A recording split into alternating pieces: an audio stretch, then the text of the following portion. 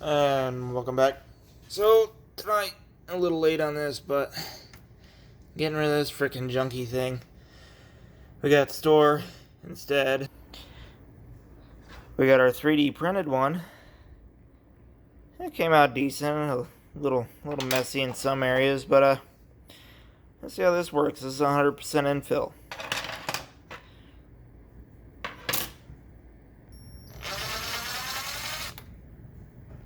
Alright, old one's off. Somewhere close to there.